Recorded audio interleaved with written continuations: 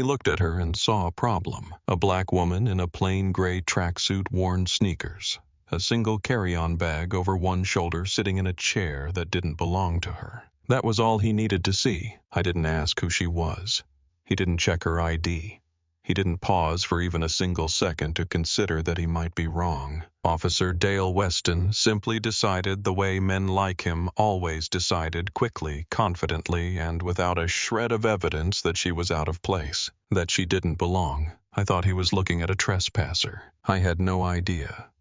He was looking at the woman who had flown in overnight from Washington, D.C. with a federal warrant already signed in her briefcase. I had no idea she was the one who had come to dismantle him. And he never would have guessed it, because she didn't look the way he thought power was supposed to look. That was exactly the point. The city of Houston moves differently in the early morning hours. Before the heat rolls in, before the highways fill, before the noise and the weight of the day settle over everything. There is a brief, quiet window where the city breathes something close to peace. Camille Okafor had landed at George Bush Intercontinental at 6:47 in the morning. She had taken the red-eye from Reagan National Economy Class middle seat because the DOJ travel office had booked her on a full flight and she hadn't complained. She never complained about small things. She had learned a long time ago to save her energy for the things that actually mattered. She was 48 years old, and she had spent the better part of 2 decades learning exactly how to pick her battles. She stood at the baggage claim for 11 minutes before she remembered she hadn't checked a bag. Just the carry-on, just the essentials, just enough. She had packed the way she always packed for this kind of trip, efficiently and without ceremony. 2 changes of clothes, her toiletry bag, her legal files, and the thin black folder at the very bottom that she hadn't opened once on the plane. She knew what was in it. She had memorized it months ago. She took an Uber from the airport. The DOJ had offered a car service, a black town car, a driver who would have held a small sign with her name on it, the full official treatment. She had declined. The driver's name was Victor. He had a Houston Texans air freshener hanging from the mirror and a talk radio station playing low.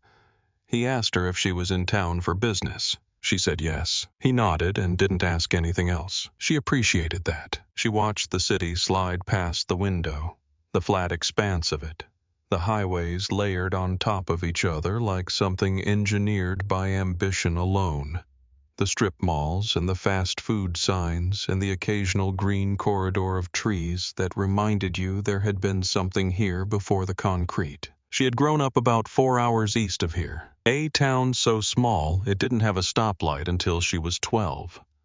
A town where the idea of a black girl going to Harvard Law School was the kind of thing people said kindly, gently. The way you'd speak to someone you didn't want to disappoint with the truth. She had gone anyway. The full scholarship had helped. The part-time job at the law library had helped. The 2 professors who had looked at her transcripts and then looked at her and said, "We want you here," had helped. But mostly it was the thing she had grown up with that no one had ever been able to name exactly the particular kind of determination that comes from watching people you love get ground down by systems that should have protected them, and deciding very early that you are going to become someone those systems have to listen to. She graduated 3rd in her class. She clerked for a federal judge in Atlanta. She spent 6 years in the Civil Rights Division in Washington. She prosecuted 2 state attorneys general. She took down a sheriff in Mississippi who had been running a private detention scheme for 12 years. She put away a DA in Florida who had been trading plea deals for political contributions. She had never once made the news doing it. That was how she liked it. She was not interested in being famous. She was interested in being effective. And 22 years after graduating from Harvard Law, she had been appointed U.S. Deputy Attorney General for the Southern District of Texas, a position that put her in charge of prosecuting federal crimes across one of the largest and most complex jurisdictions in the country. She wasn't supposed to be doing field work at this level anymore. She had a staff. She had deputies. She had people whose entire job was to do exactly what she was about to do. But this one was different. This one was Marcus. Her brother Marcus was 39 years old. He had spent 4 years of his life in a federal correctional facility for a crime he did not commit. He had been convicted in 2017 on charges of possession with intent to distribute.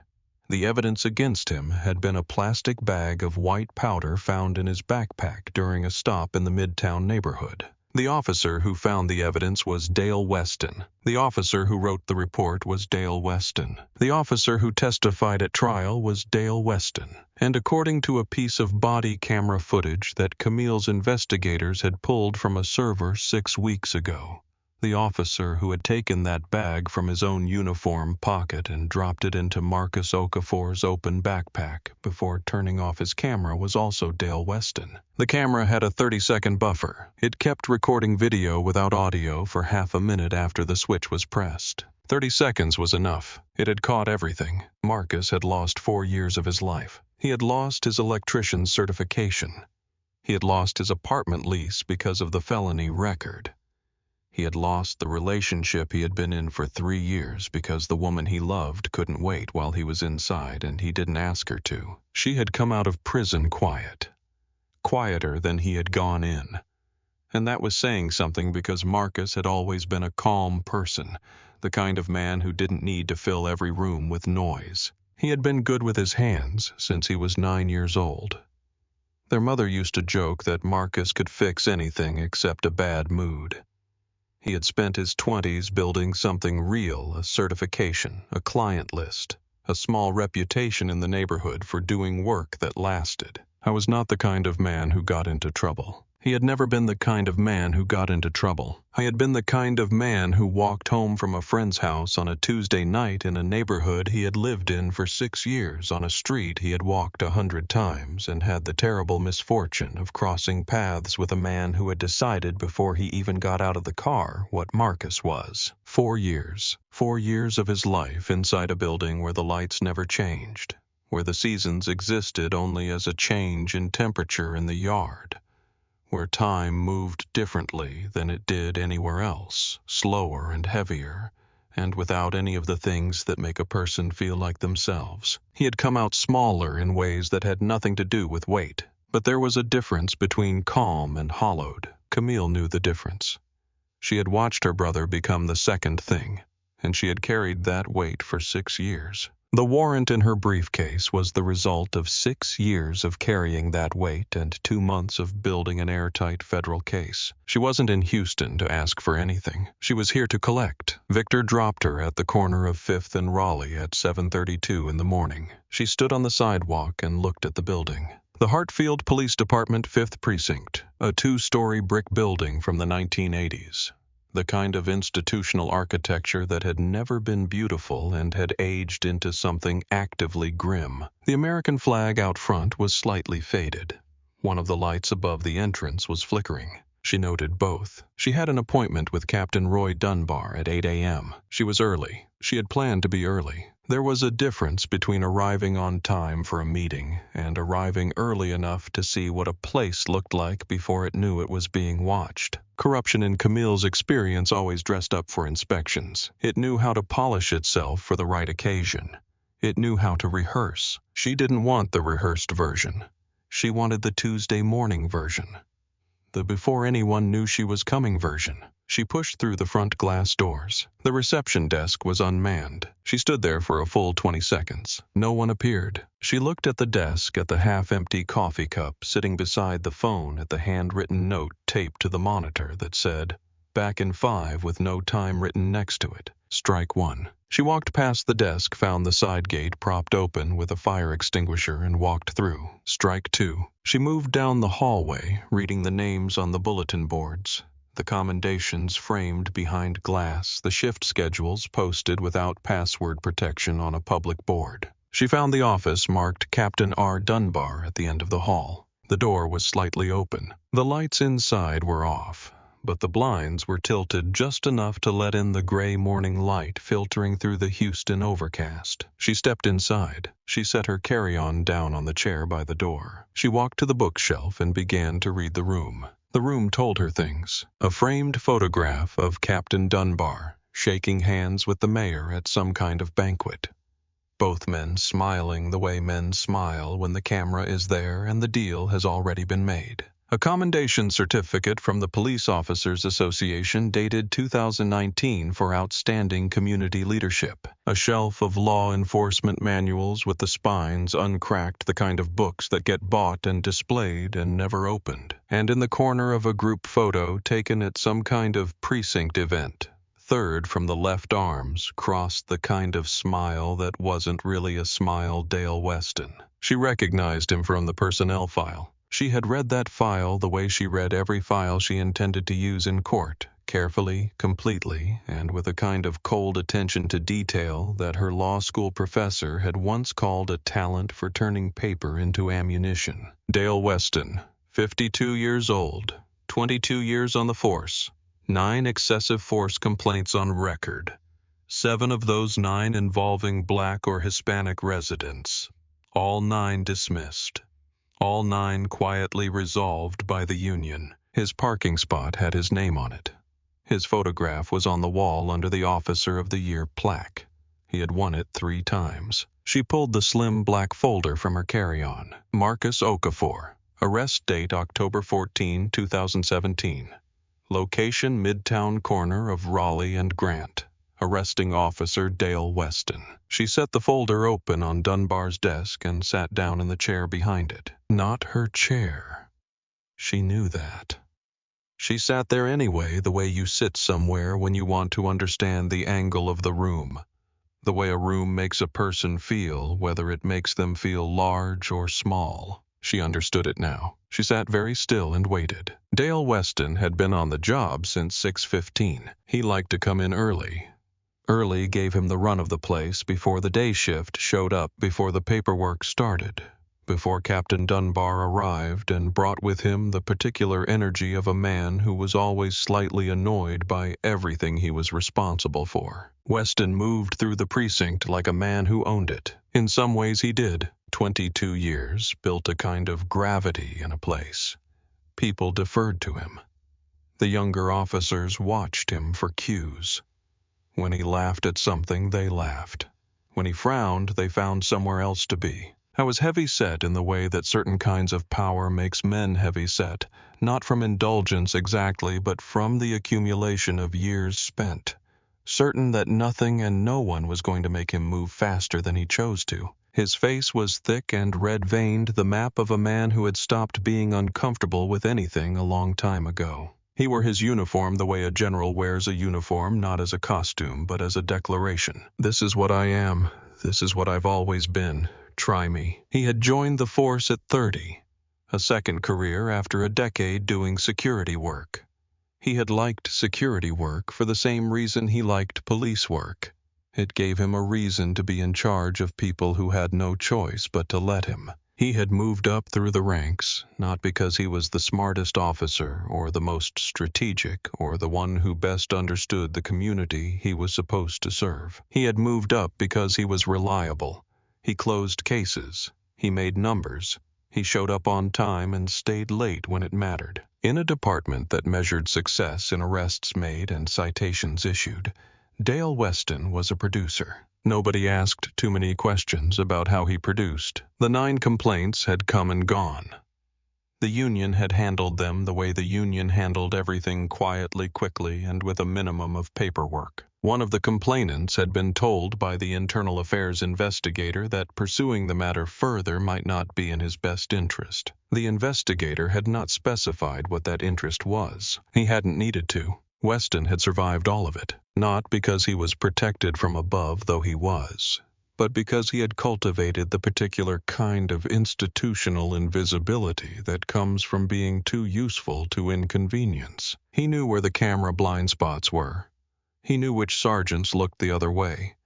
He knew how to write a report that made the other person sound like the problem. I had been doing it for 22 years. He had never once faced a consequence. Until now. Officer Pete Nolan, 24 years old, fresh out of the academy, still had the look of someone who believed the job was mostly about protecting people. Weston had seen that look before. He knew it faded.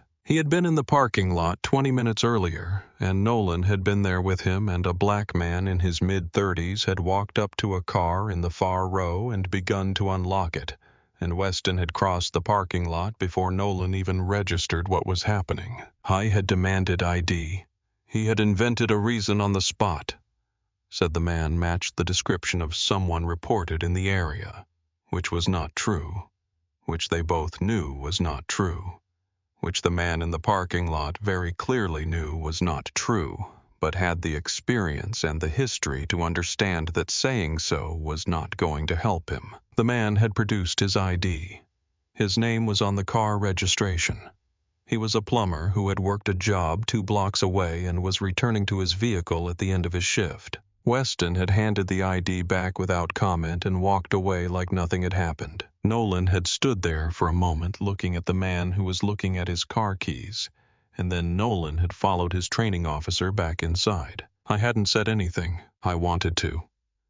He just hadn't figured out yet what you say to a man who has 22 years of authority and no apparent awareness that he's done anything wrong. Weston poured himself a coffee in the break room and picked up a file he needed from the front office and turned down the hallway toward the captain's office. The captain wasn't in yet. Weston needed to leave a form on his desk.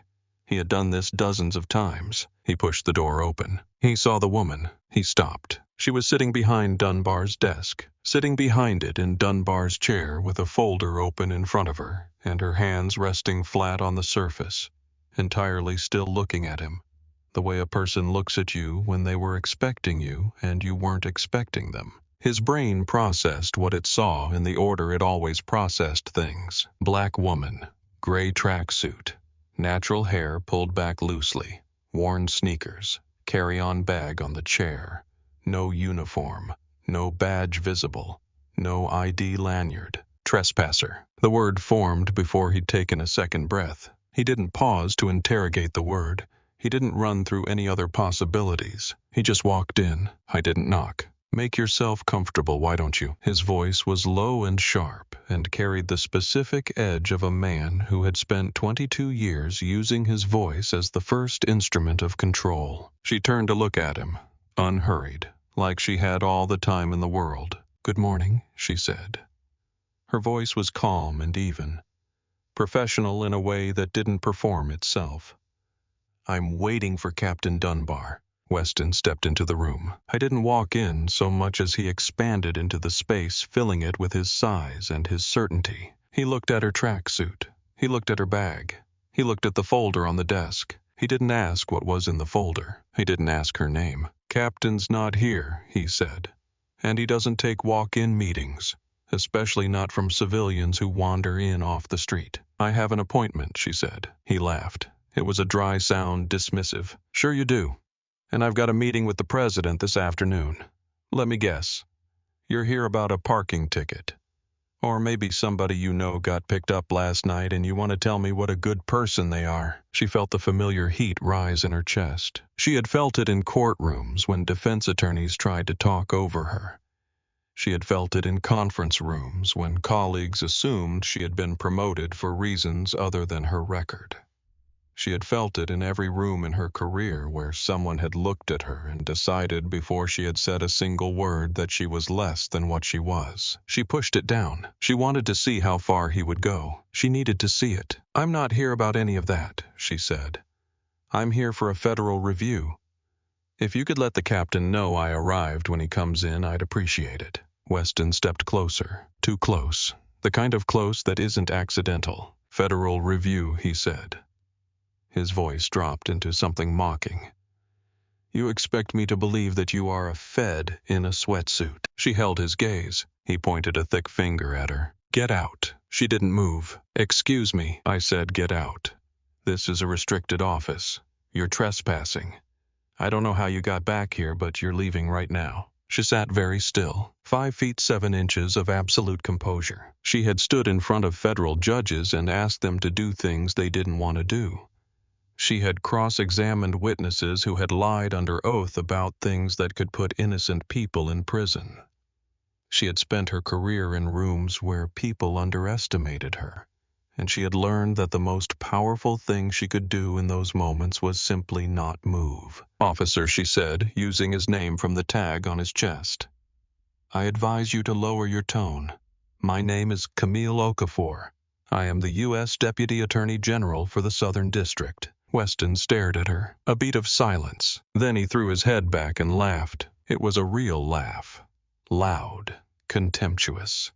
The laugh of a man who found something genuinely funny because it was so absurd he didn't need to think about it. He turned toward the door. Nolan had appeared in the hallway, drawn by the noise. "You hear that?" Weston called out.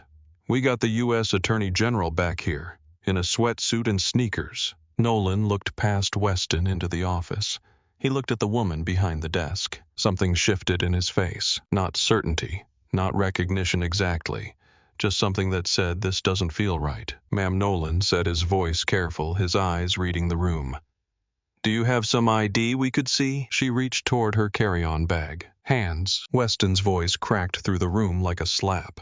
His right hand dropped to his holster. "Don't you reach for that bag." She froze. She sat exactly as she was, hands still not touching anything, and in that moment the air in the room changed. This was no longer a man being rude. This was something with weight, something with consequence. "Officer," she said.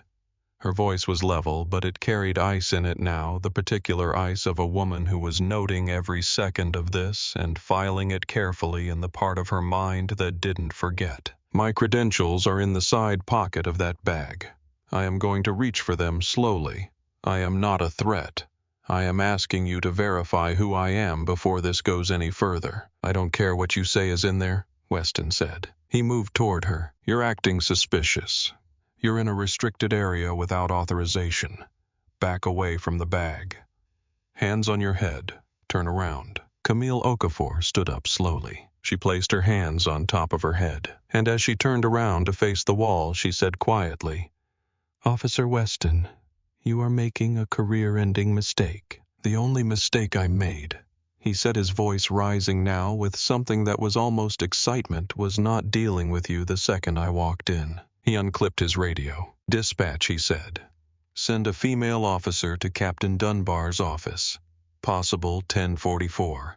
Trespassing and impersonating a federal officer. Suspect is secured." Nolan had opened the carry-on bag. I wasn't sure why exactly. Some part of him, the part that was 24 years old and had not yet learned to turn that part off, needed to know. He unzipped the side pocket. He pulled out a badge case. He opened it. He looked at it for a long moment. Then he looked up at Weston. "Vance," he said. Weston was still on the radio. "Vance." "What?" Nolan held the badge case out. Weston grabbed it. He looked at it. His jaw tightened. "See," he said.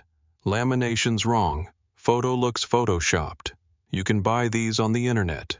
This is a prop." He tossed it back into the bag. He walked toward Camille. "Turn around," he said. "Hands behind your back." She turned. She faced the wall. She felt the cold metal of the handcuff close around her right wrist, then her left. The click of it. She stood there facing a beige wall in a police captain's office.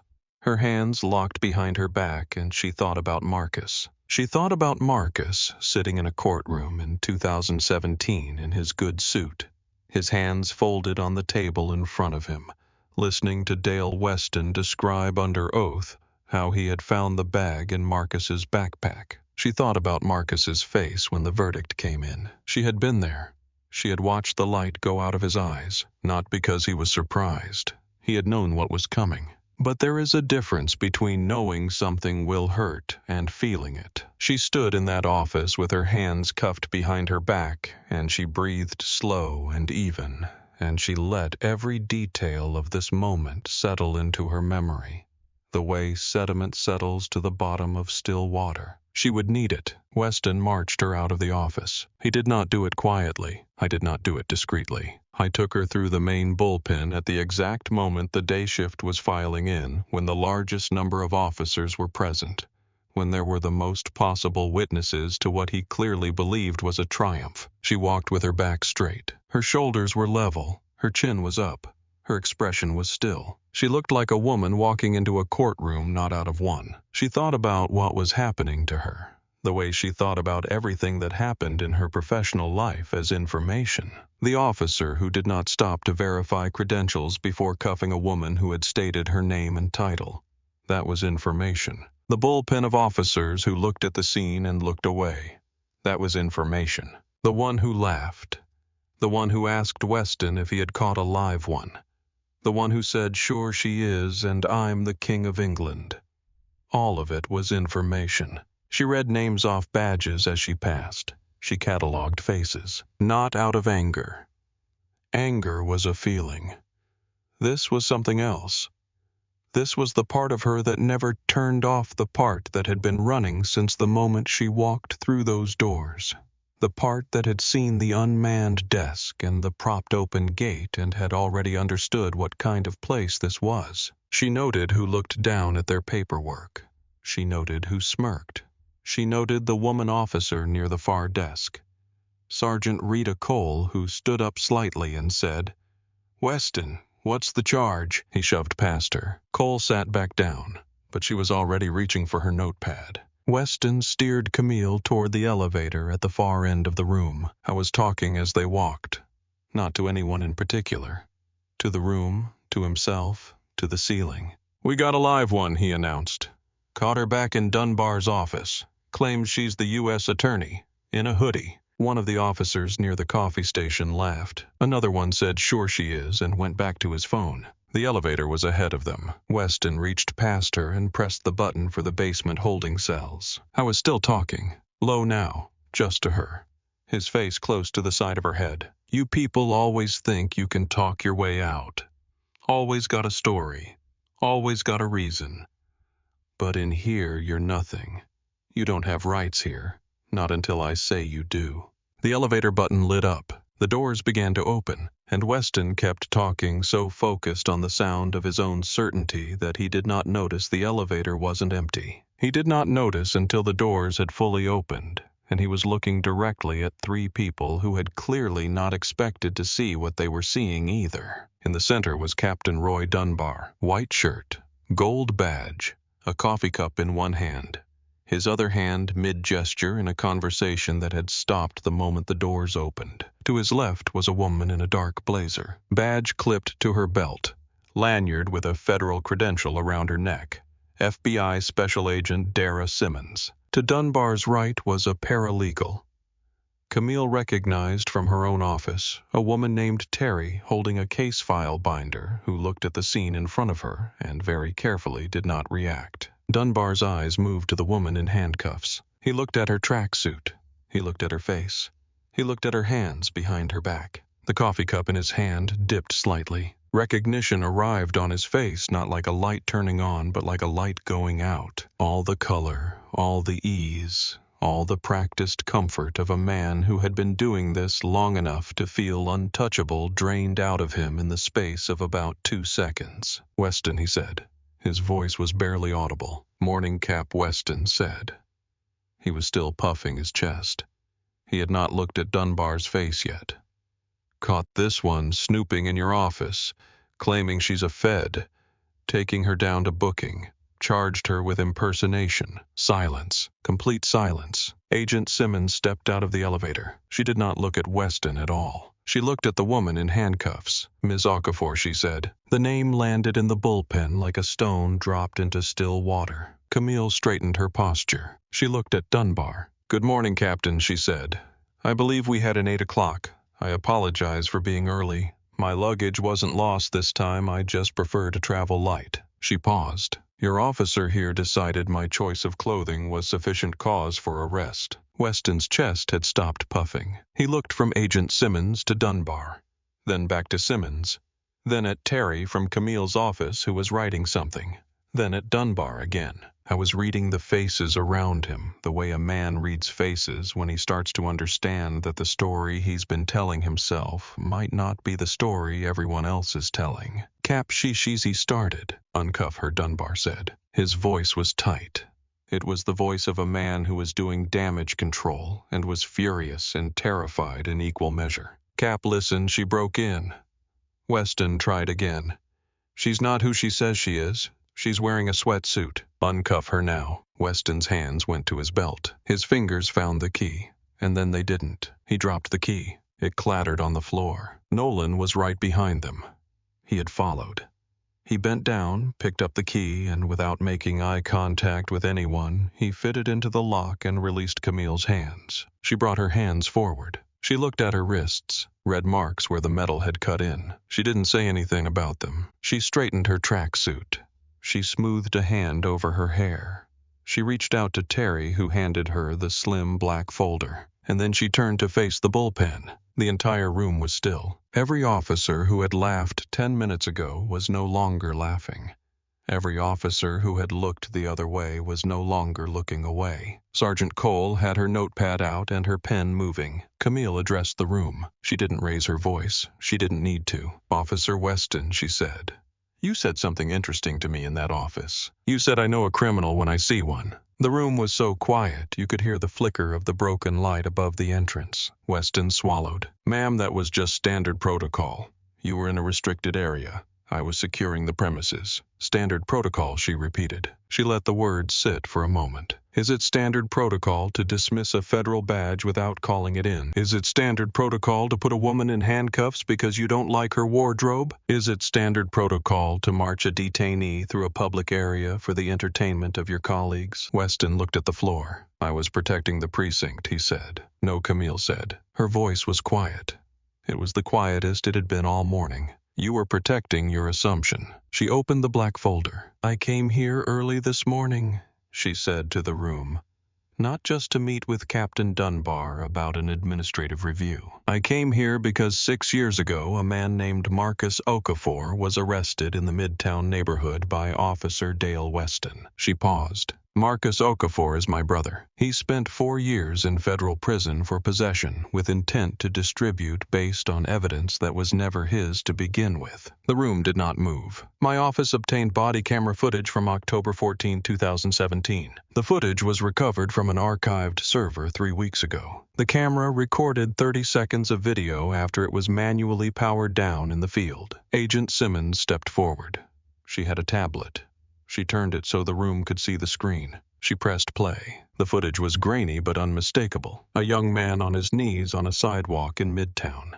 His hands raised, his face terrified, and a hand in a blue uniform sleeve reaching into a side pocket, producing a small clear bag and dropping it into the open backpack on the ground. Then the camera feed shifted visual only, no audio, and in the silence of those last seconds, you could see everything clearly. The sound in the bullpen changed. It went from quiet to something deeper than quiet. Weston was looking at the tablet. His face had gone the color of old concrete. "That's not what it looks like," he said. Sergeant Cole wrote something in her notepad. Agent Simmons lowered the tablet. She reached into her jacket. She produced a document, folded once. "Officer Dale Weston," she said.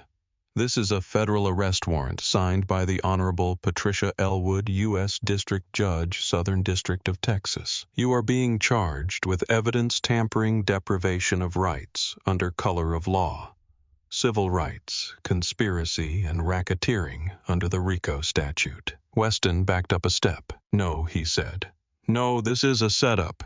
She came in here dressed like that on purpose. This is entrapment. You can't." Camille walked toward him. She stopped when she was 2 feet from his face. She looked at him the way she looked at witnesses on a stand when she already knew the answer to every question she was about to ask. "I didn't dress this way to trap you," she said. "I dressed this way because my flight landed at 6:47 and my appointment was at 8. And I've been awake for 19 hours. She held his gaze. "The fact that what I was wearing was enough for you to decide I was a criminal before you knew a single thing about me. That's not entrapment. That's your record." Agent Simmons stepped beside Weston. She was professional.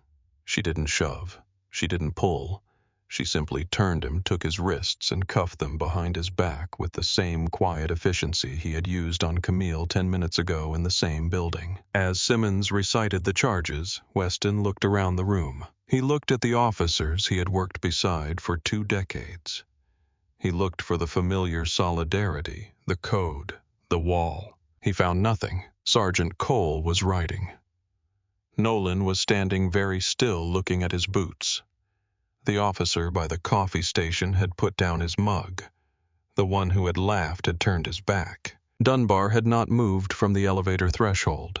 He was looking at his own shoes. Camille watched them take Weston through the bullpen. Through the same bullpen he had marched her through. The same room, the same walk, the same direction. Except now the room felt different. The air felt different. They used a conference room on the second floor as a command post. By 9 in the morning it looked like a different building. Boxes of files had been staged outside Dunbar's office. 2 federal agents were reviewing body cam archives at a folding table. Terry had set up a laptop and was logging chain of custody documents. Agent Simmons was on the phone with the district court clerk. Camille sat at the head of the conference table with a cup of coffee that someone had found for her and a legal pad that was already half filled. Dunbar sat across from her. He had not yet been told he was a target. I would be. But first she needed to use him. She needed his cooperation to access the internal complaint files, the off-book communication logs, and the towing and citation records going back 6 years. She set the legal pad down and looked at him. "Captain Dunbar," she said. He straightened. "I'm going to tell you something that you are not going to enjoy hearing." He nodded. "We have a spreadsheet." She opened the black folder again. It was found on a personal laptop, seized pursuant to a separate warrant, executed this morning at Officer Weston's home. The laptop was in his wife's name. The spreadsheet is in his handwriting. We've confirmed that through graphological analysis. She slid a printed copy across the table. Dunbar looked at it. His face didn't move, but his left hand resting on the table curled slightly at the fingers. 6 years of records, she said. Cash payments received. Dates. Amounts. A column labeled bonuses. A column labeled referrals. The referrals, she said, all come from a bail bondsman named Terry Rawls. The name made something move behind Dunbar's eyes. Rawls has been operating in Midtown for 9 years. He takes a cut of every bond he writes. He gets clients from police officers who make stops in targeted neighborhoods. Specific neighborhoods. She pointed to the column in the spreadsheet. Midtown, she said. Raleigh Corridor, South Grant District. The same neighborhoods, Captain, that appear in the top quartile of your precinct stop records for the past 6 years. The same neighborhoods that are predominantly black and Hispanic. The same neighborhoods where the residents in your own department's language don't lawyer up. Dunbar was very still. "Where did you get that phrase?" he said. She reached into the folder and produced a printed text message chain. Officer Weston to Officer Carl Bridges, September 3rd, 2019. She read it aloud. "Midtown stops are easy collars. Residents don't lawyer up. Rawls needs 12 referrals this month. Make it happen." She set the paper on the table. Dunbar looked at it for a long time. I was a practical man. He had always been a practical man. He had built his career on understanding which way things were going to fall before they fell. He could feel which way this was going to fall. The thing about men like Roy Dunbar was that they were not at their core ideologues. They did not wake up in the morning committed to a principle. They woke up in the morning committed to their mortgage, their pension, their children's college tuition, the specific and quantifiable comfort that came from having built something over 30 years that they were not willing to lose. They protected men like Weston, not because they believed in what Weston was doing. They protected men like Weston because the math of it, the career math, the institutional math had always seemed to work out in favor of looking the other way. Until now. "Captain," she said, "you are currently listed as a co-conspirator in the federal complaint." His jaw tightened. "That said, the degree of your personal involvement will determine the degree of your exposure." She gave him a moment to understand what that meant. Full cooperation on the records access.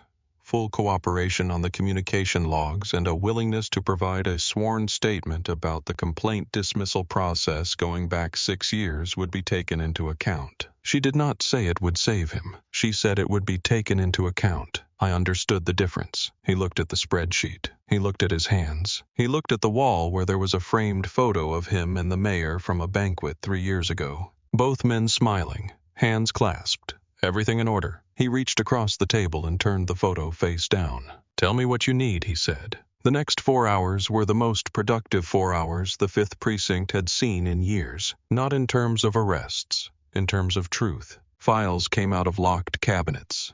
Communication logs were pulled from servers.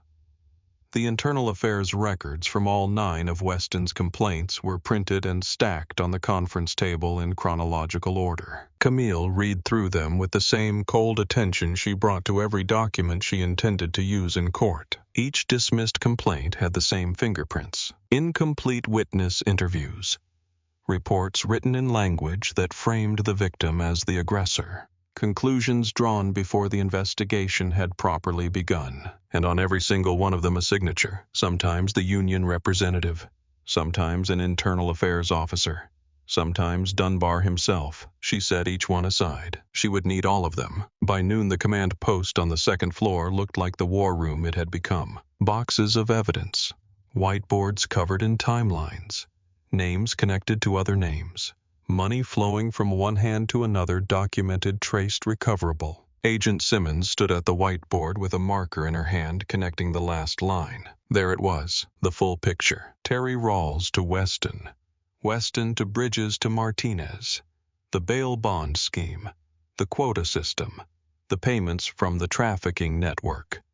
All of it moving through the 5th precinct like water through a cracked pipe, invisible until you knew exactly where to look. Camille stood back and looked at the board. "This is a RICO case," Simmons said. "It was a RICO case 6 weeks ago," Camille said.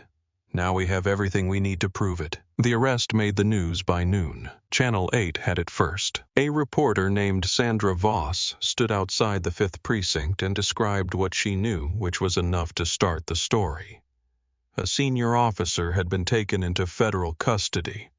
The precinct was under federal oversight, and the U.S. Deputy Attorney General had personally led the operation. By 2 in the afternoon, the story had the detail that made it national. The U.S. Attorney had been handcuffed by the officer she came to arrest in the captain's office before anyone even asked for her ID. The story spread the way.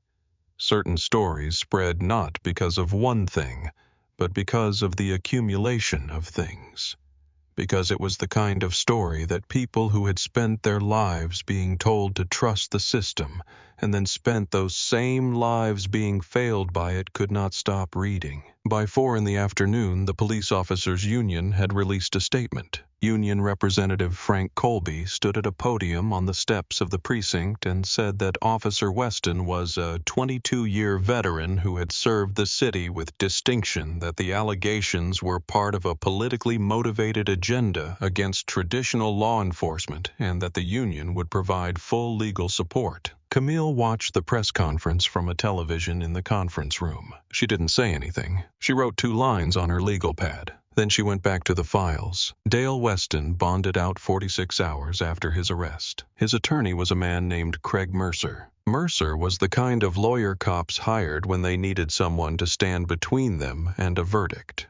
He wore expensive suits and had an affable manner in front of cameras and had spent 20 years building relationships with every judge in the district. I was very good at his job. He sat across from Weston in a private room at the bonding office and explained the situation the way he always explained situations, which was to say, "Here is what we have to work with." What we have to work with, Mercer said, was the fact that body camera evidence was always subject to interpretation, that the buffer footage was grainy, that the chain of custody for the server files could be challenged, that the spreadsheet on the laptop was circumstantial without a direct witness. What we do not have to work with, Mercer said, is the optics. He paused. "Vance," he said, "you handcuffed the U.S. Deputy Attorney General." "I know," Weston said. "And you called it in as a 1044. "I know. And you marched her through the bullpen in front of 30 witnesses. "I know what I did," Weston said. His voice had a different quality now than it had had 2 days ago. Not broken. Not yet. But something had gone out of it. Some of the ground-level certainty. "They're going to try to make this about race," Weston said. Mercer looked at him steadily. "Vance," he said, "she was a black woman. You decided she was a criminal before you knew anything about her. That is in fact about race." Weston looked at the table. "The best strategy," Mercer said, "is to make this about the law, not about you. We challenge the warrant. We challenge the evidentiary chain. We make the case that the buffer footage is ambiguous." He leaned forward. "What I cannot do," he said, "is stop you from talking. If you go on radio, if you give interviews, if you say anything publicly, You hand them everything they need to show a jury who you actually are. Are we clear on that? Weston nodded, and lasted 9 days. On the 9th day, he called into a syndicated talk radio show called The Blue Line, hosted by a man who had built an audience on the idea that law enforcement was under siege. Weston didn't give his name on air. He called himself a veteran officer. He used the words traditional policing. He talked about political targeting. He talked about people who got into high positions through connections rather than merit. He never said Camille's name directly. I didn't need to. Camille listened to the clip from her office in Houston. She played it twice. Then she called Agent Simmons. "We're going to need the voicemails from his personal phone," she said. "We already have them," Simmons said. "Then pull the one from October 14, 2017. There was a pause. "Which one specifically?" "The one where he told his wife he was going to be late." Another pause. Longer this time. Simmons found it. She played it through the phone. Camille listened. She sat very still. Then she said, "Mark that for trial." 3 weeks after the arrest, Camille arrived at her Houston apartment late on a Thursday night. She had been in a 6-hour deposition and then a 2-hour call with the district court, and she was tired in the particular way that exists below exhaustion, the kind of tired that isn't really about sleep. She unlocked her door. She pushed it open. She stood in the doorway. The apartment had been searched, not ransacked.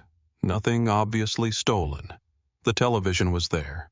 Her laptop on the counter was there. But drawers were open. Books were pulled from the shelf.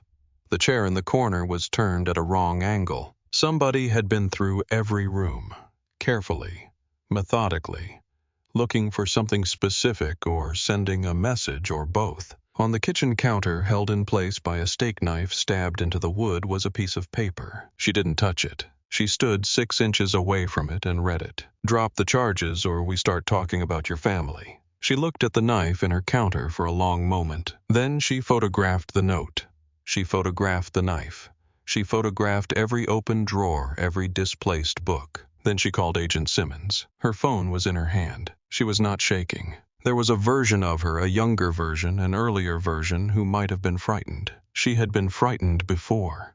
She had been frightened plenty of times in her life. But she had also stood in enough rooms with enough people trying to make her back down to know the difference between a threat and a bluff. And she had learned from 2 decades in federal law that people who were winning don't threaten the people they're beating. This was the act of someone who understood they were losing. Simmons arrived 20 minutes later with 2 agents. They bagged the knife and the note.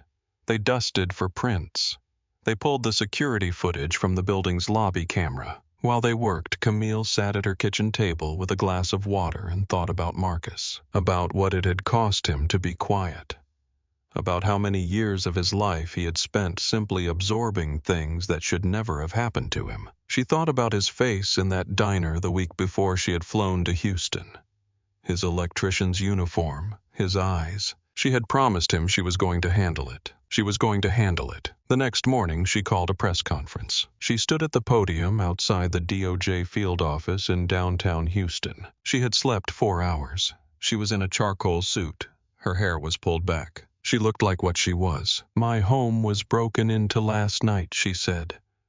"I want to be clear about that. Not because I want sympathy, but because the public has a right to know when an attempt is made to intimidate a federal officer conducting an active prosecution." The journalists wrote. The cameras ran. To whoever sent that message, she said, "I want you to understand something. You chose the wrong person. I have spent my career being told in various ways that I should step back, step down, or step aside. I am still here.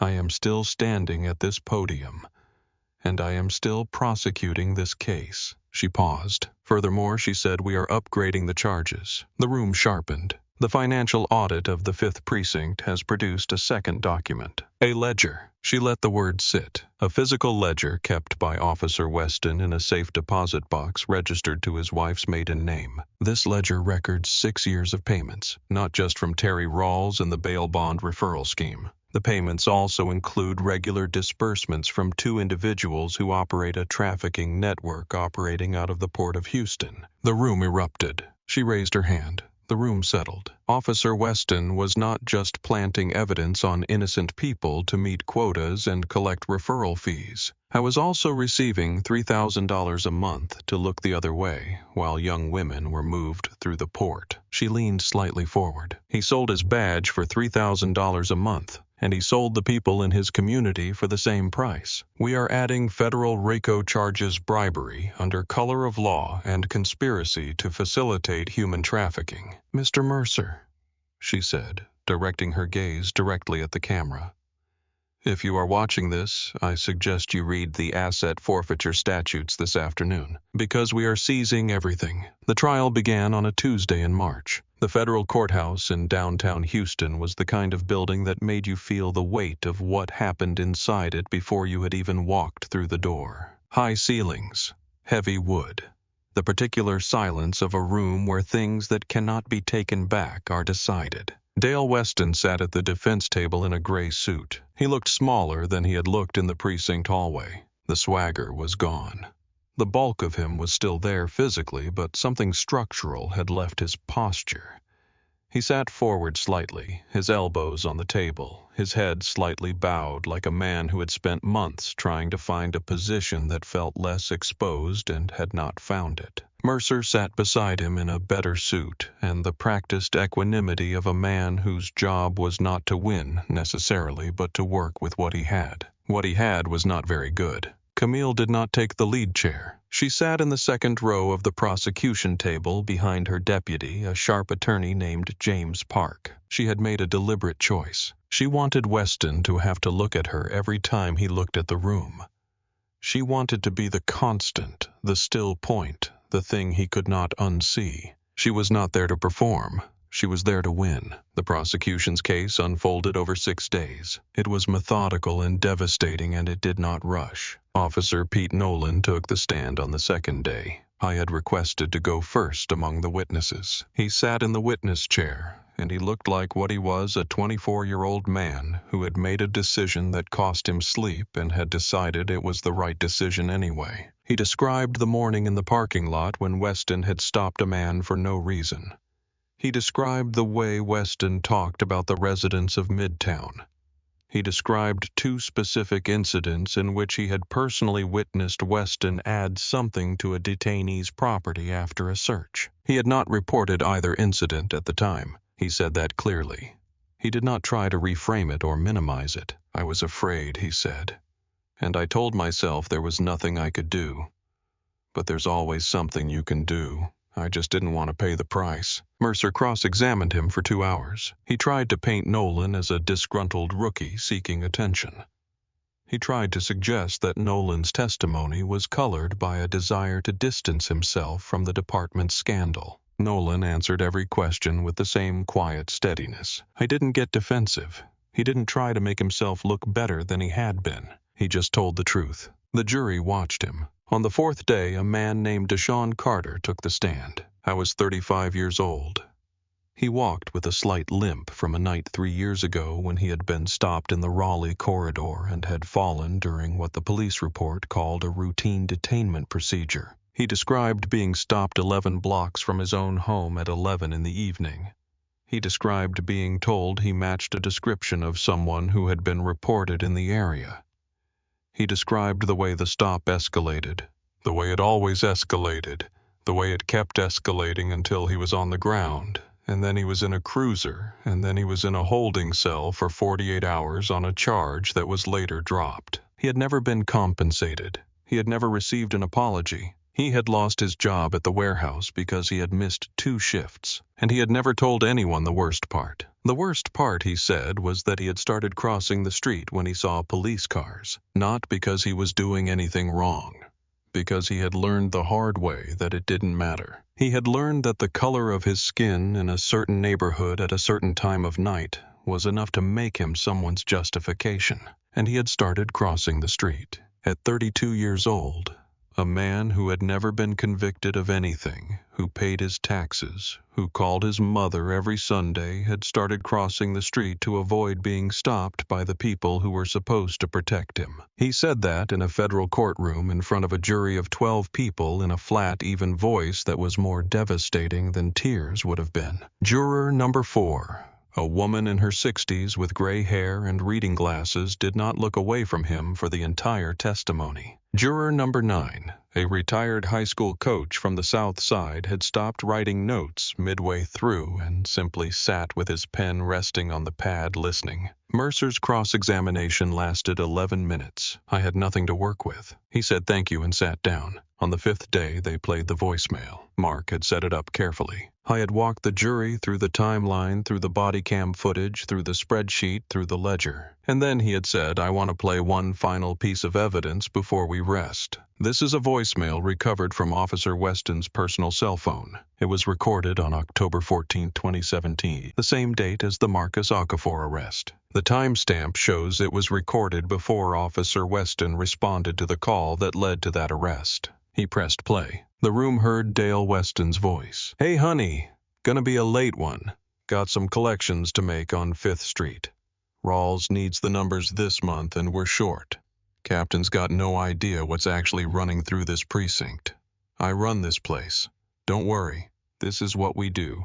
I'll be home by 9. The recording ended. I run this place. The phrase sat in the courtroom like something left on a table. Mercer stood up. He looked at his notes. He did not say anything for 3 full seconds. Then he sat back down. On the 6th day, Mercer made a decision. Against his clear and forcefully stated advice, Dale Weston insisted on testifying. 22 years on the job.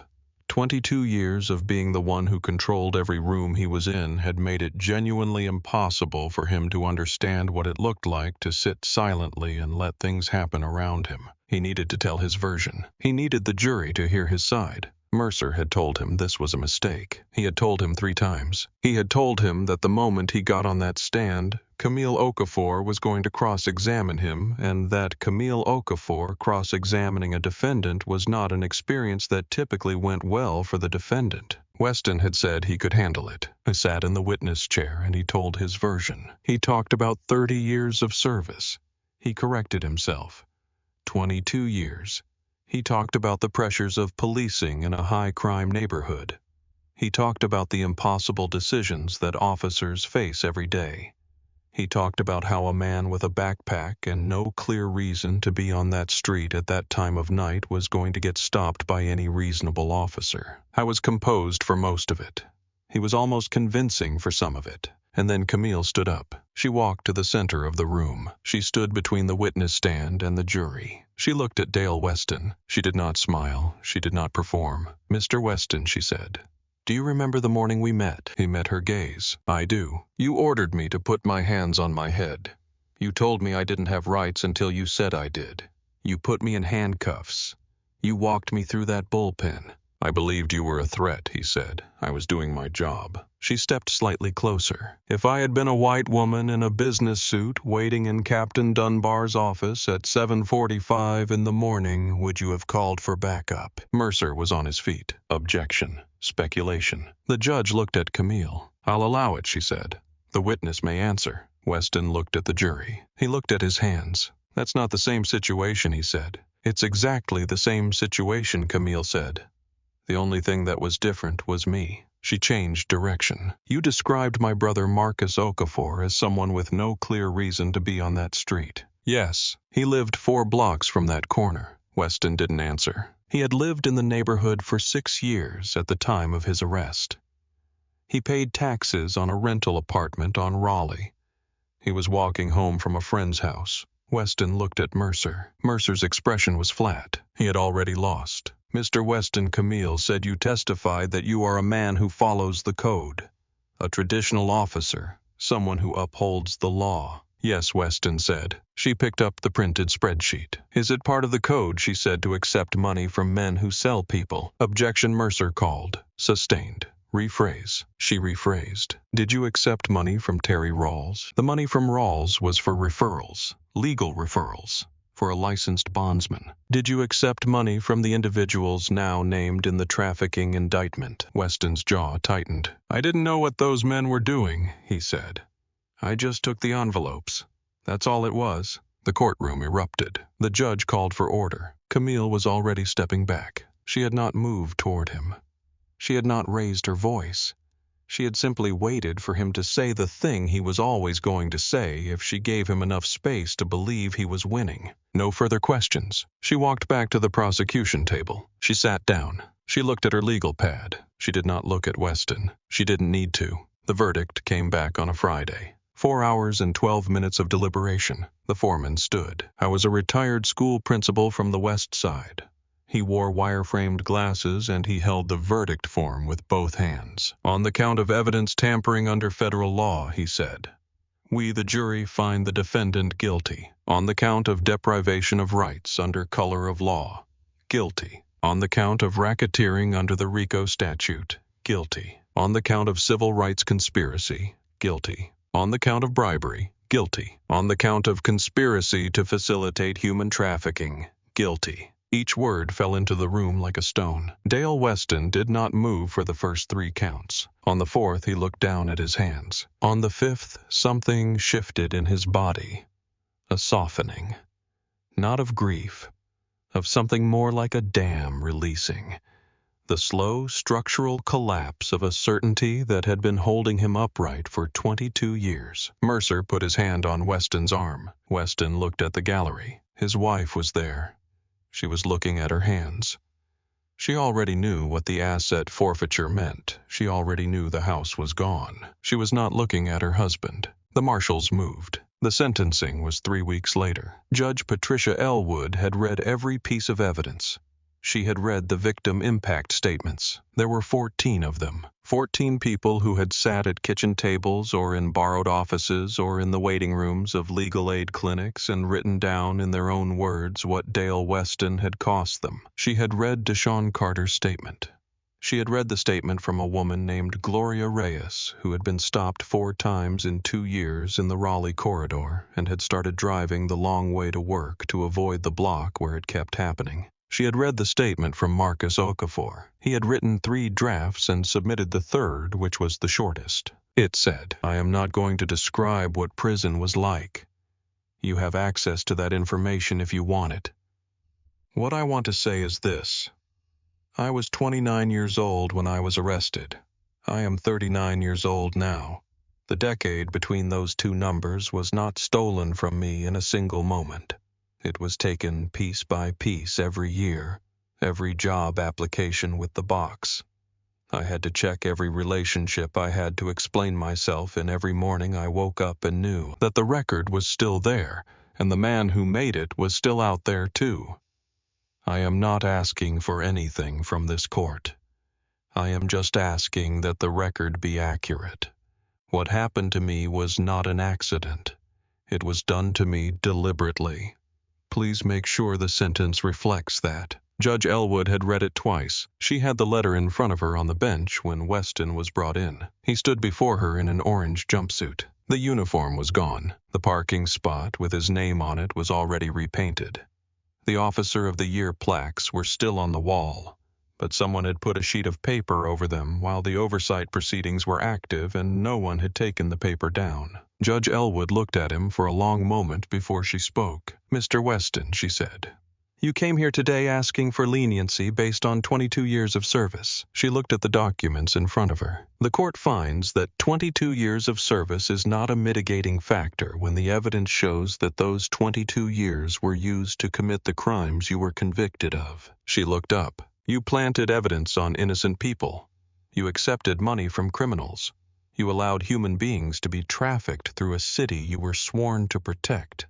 You did this because you believed you were untouchable. She paused. She adjusted her glasses. You were mistaken. This court sentences you to 24 years in a federal correctional facility. You will not be eligible for parole until you have served 85% of your sentence. Under civil asset forfeiture laws, your pension, your personal financial assets, and your property are to be seized and distributed to the victims of your crimes. She set down the document. The room was absolutely still. "Marshals," she said. "Take him into custody." Weston stood up. He looked around the room. He had been in courtrooms hundreds of times. He had testified in this building. He had walked witnesses out of this building. He had eaten lunch in the cafeteria downstairs. He knew this building the way you know any building you have moved through with authority. But the building felt different now. The ceiling felt lower. The walls felt closer. He looked at the back of the courtroom. Camille was sitting in the front row. She was not smiling. She looked at him the way you look at something when it is finished. Not with triumph, not with cruelty, with the particular gravity of a person who has carried something heavy for a very long time and has just set it down. She gave him a small nod. "I didn't know what to do with it." The marshals took him out. The door closed. The sound of it echoed in the high ceiling of the courtroom for just a moment. Then it was quiet. Dale Weston was transferred to a federal correctional facility in West Texas. It was not the minimum security placement his attorney had requested. The classification board had reviewed his conviction, his ties to the bail bond scheme, and the trafficking charges. I was designated high risk. He arrived in the middle of August, when the West Texas heat pressed down on everything like a hand refusing to be lifted. There was nothing to soften it. No trees at the perimeter. No shade worth standing in. Just the flat brown land and the facility and the wire along the top of the fence catching the afternoon light. I was processed the way everyone was processed. Strip, number, cell assignment. Inmate 9311. Not Weston, not officer, not senior watch commander. 9347. I was given a uniform that did not fit him. He was shown to a cell block. He was assigned a bunk. The guard who processed him was 26 years old. He moved through the intake with the practiced efficiency of someone who did this every day and did not find it remarkable. Weston tried. He said he had been on the job for 22 years.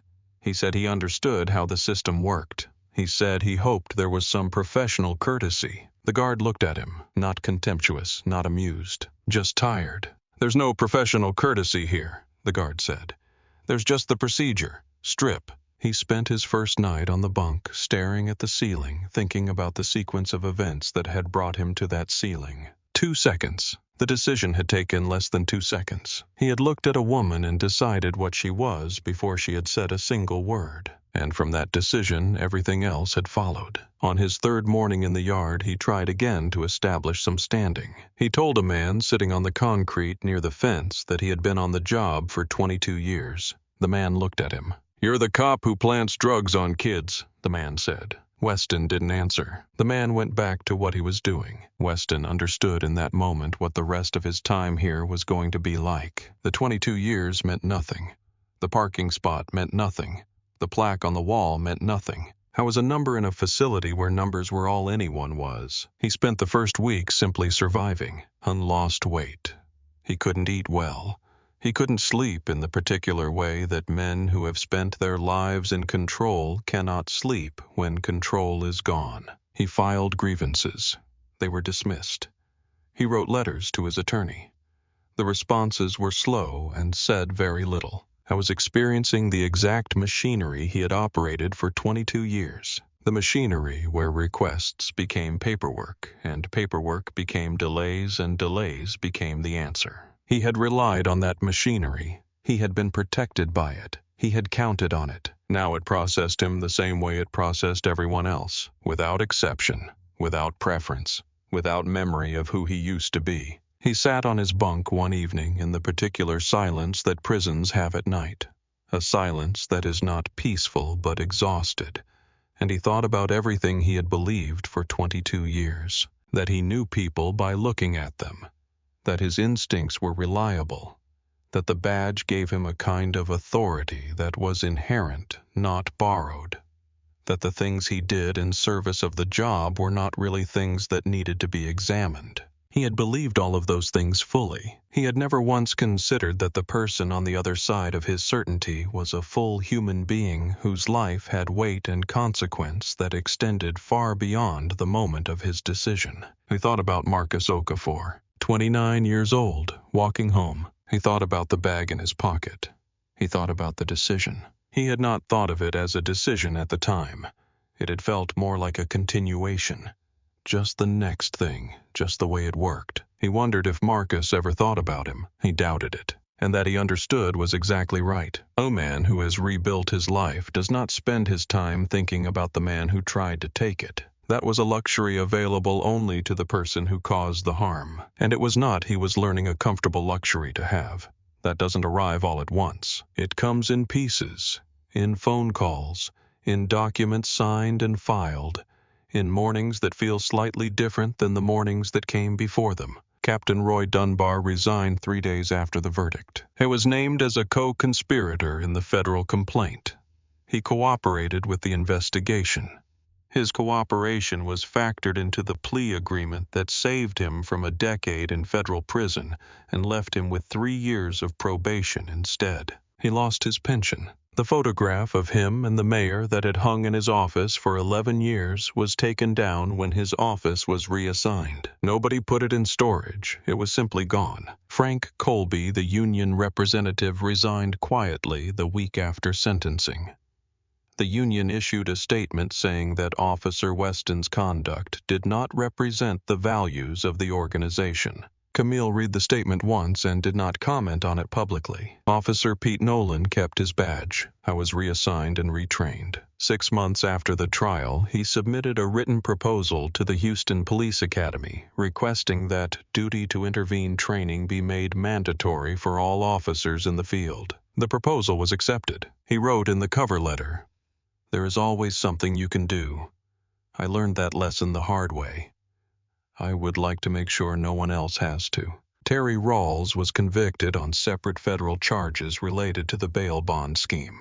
He received 11 years. The 2 men connected to the trafficking network received 31 and 27 years respectively. The 5th Precinct was placed under federal oversight for 18 months. 11 officers were retrained. 3 were terminated. A civilian review board was established with full subpoena power. Sergeant Rita Cole, the woman with the notepad, was appointed as the precinct's first internal accountability liaison. She had been writing down what she saw for 8 years. It turned out she had a file. Marcus Okafor's conviction was vacated 4 days after Weston's arrest. The judge who handled the vacatur had been on the bench for 17 years. He read the buffer footage transcript at his desk on a Tuesday evening. He set it down. He picked up his pen. He signed the order. He said later in an interview he did not particularly want to give that he had never signed a document so quickly in his entire career. The city of Houston settled with Marcus Okafor for $1.4 million. Marcus received the call from Camille on a Thursday morning. I was at a job site. He had to step outside to take it. He stood in the parking lot of a commercial building going up downtown in the Houston morning heat, holding his phone, and Camille told him the number. I didn't say anything for a long moment. Then he said okay. She asked if he was all right. He said he needed a minute. She said, "Take as long as you need." He stood in that parking lot for about 15 minutes. I thought about the 4 years. He thought about the apartment he had lost, and the relationship he had lost, and the version of himself that had gone into that building at 29 and had come out at 33 quiet and changed. I thought about whether $1.4 million was the right number for those 4 years. He decided there was no right number.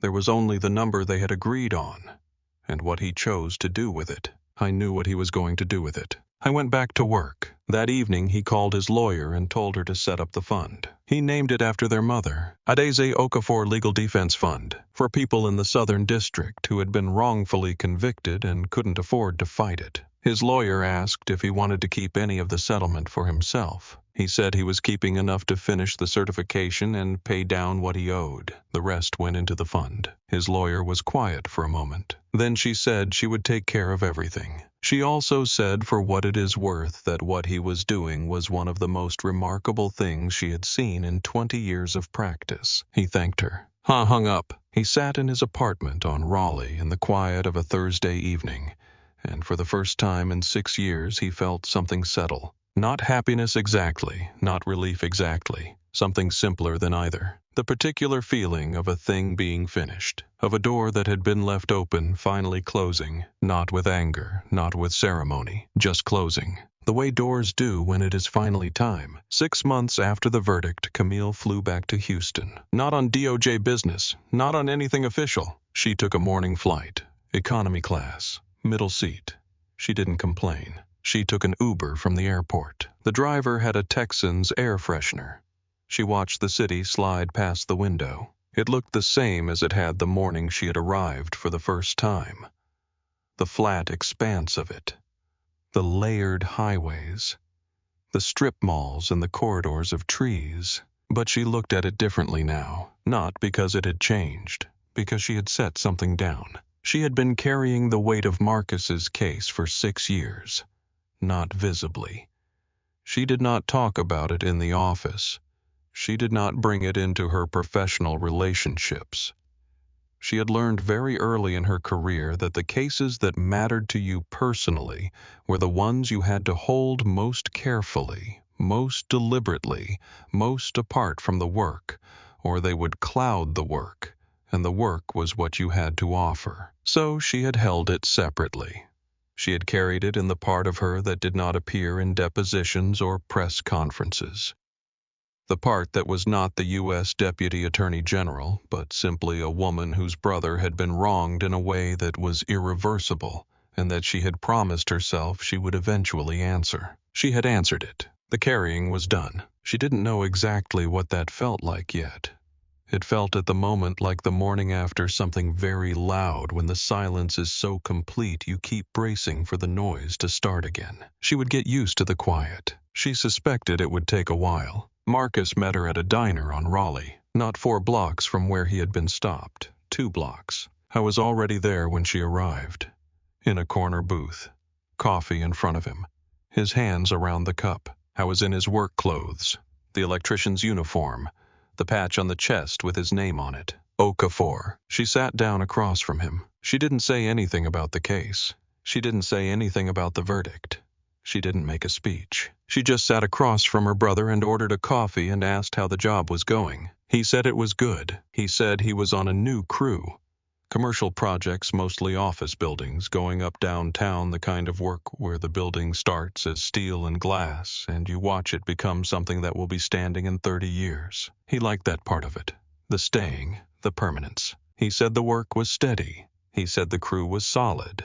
He said he liked the early mornings getting out before the heat, watching the city in that hour when it was still mostly quiet and still mostly itself. She nodded. They talked for an hour. They talked about their mother who had passed 4 years ago and who had not lived to see this, which was both a mercy and a loss that they held between them without needing to name it. They talked about a cousin in Atlanta who had just had her first baby, a girl. 7 pounds 4 ounces. They hadn't settled on a name yet. They talked about a small Creole restaurant they had both loved when they were children. The one their mother used to take them to on the last Sunday of every month. The one with the yellow awning and the ceiling fan that clicked on every rotation. It had closed years ago. Nobody had replaced it. That kind of place was not easily replaced. Marcus said he had driven past the building last month. It was a cell phone store now. They were quiet for a moment about that. Then they paid the check and walked out into the Houston morning. The light was already warm. The street was filling up. Delivery trucks. A school bus 2 blocks over. A woman unlocking the gate of her shop. The ordinary machinery of a city going about its day. Marcus stood at the corner. He looked down Raleigh. He looked at the block. The way you look at something that happened to you once and that you have had to choose deliberately and repeatedly not to let define you. He had made that choice. He made it again every time he drove through this neighborhood. Every time he crossed this corner. I was going to keep making it. Not because what had happened to him didn't matter. It mattered enormously. It had mattered every single day of the 4 years he was inside, and it had mattered every day since. But he was not going to let the thing that tried to take his life take the rest of it too. That was the only revenge worth having. Not a verdict, not a sentence. A future. Camille put her hand on his arm. He nodded, and they went their separate ways in the ordinary morning light. Dale Weston was transferred to a federal correctional facility in West Texas. It was not the minimum security placement his attorney had requested. The classification board had reviewed his conviction, his ties to organized crime, and the trafficking charges. I was designated high risk. He arrived in the middle of August when the West Texas heat was absolute and total, the kind of heat that does not permit illusions. I was processed by a guard half his age who did not know his name and did not care about his 22 years. Strip, number, cell assignment. General population. The protective custody paperwork had been delayed. I was placed in a cell with 2 other men. On his first morning in the yard, he tried to establish some form of standing. He told a man sitting near him that he had been on the job for 22 years. The man looked at him, not impressed, not intimidated, just looking. "You're the cop that plants drugs on kids," the man said. Weston didn't answer. The man went back to what he was doing. Weston understood in that moment that the 22 years meant nothing here, that the parking spot with his name on it was gone, that the Officer of the Year plaque was gone, that every room he had walked into with his chest out and his uniform pressed and his certainty intact existed only in a life he no longer had. He had been somebody. I was now a number. He spent the first week simply surviving and lost weight. He couldn't sleep. I thought about the morning in the captain's office. I thought about the gray tracksuit. He thought about the carry-on bag. I thought about all the things he had looked at and the single thing he had seen. And he understood for the first time in the particular clarity that only arrives when everything that has been protecting you from the truth is gone, that he had always been this man. He had not become something in that office. He had simply been seen. There is a precinct on 5th and Raleigh in Houston. It still stands. The building is the same. The brick is the same. The broken light above the entrance has been replaced. The front desk is staffed now. The side gate is not propped open with a fire extinguisher. These are small things. They are the kind of small things that don't make headlines. But they are the things that people notice when they walk through a door and are trying to decide whether the institution inside it is one they can trust. The parking spot that used to have a name on it says only reserved. The name on the watch commander's door is different. Inside there are different photographs on the walls. A community basketball game in the Midtown neighborhood. An after-school event where officers and local kids learn to play chess in the precinct break room. An officer kneeling to talk to a child at eye level. Small things, ordinary things, the kind of ordinary things that don't make the news because they're supposed to be what this looks like. Sergeant Rita Cole is in her office on the 2nd floor most mornings before 7. She has a notepad on her desk. She doesn't use it the same way she used to. She used it then to record what was going wrong. For 8 years, she had written things down. Not because she knew what she was going to do with them, but because she had grown up being told that when you see something that isn't right, you write it down. You keep the record. You make sure that if the moment ever comes when someone needs to know what happened, you can tell them. The moment had come. She had told them. She uses the notepad now to record what is going right. The officer who de-escalated something that could have gone badly. The community complaint that was resolved with a phone call.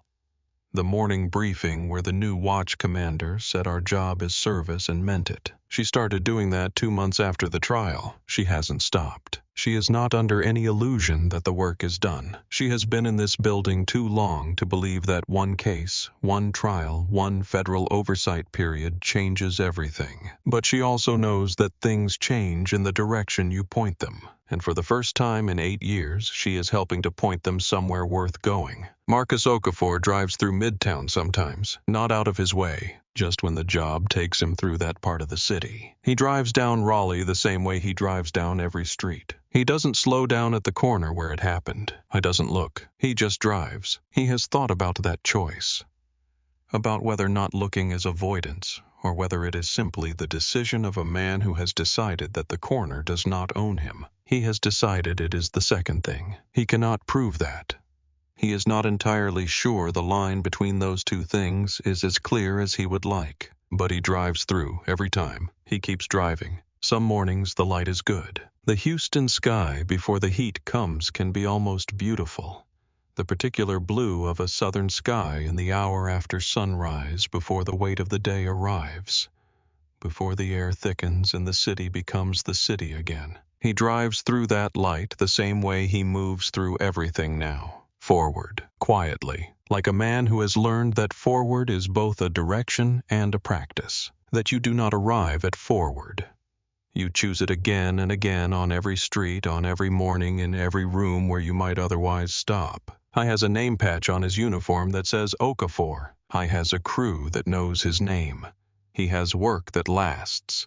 He has a fund named after his mother that has already helped 3 people get their convictions reviewed and 1 person get their record cleared. He has a future, not the one he would have chosen. Not the one that would have existed if a man on a Tuesday night in October had made a different choice, but a future, his own, built by his own hands in the most literal sense, by a man who has always been good with his hands and who is learning slowly that what he builds now is not in spite of what happened to him, but alongside it, carrying it the way you carry anything true about your life, not as a weight that stops you, but as a thing that is simply part of you now, part of the particular shape of the person you have had to become. I is that person. He drives down Raleigh. He does not slow down. He keeps going. If this story meant something to you, please subscribe to our channel. Stories like this one exist because people refuse to look away. The hammer of justice is slow, but when it falls completely, and it falls for everyone, even the ones who thought it never would.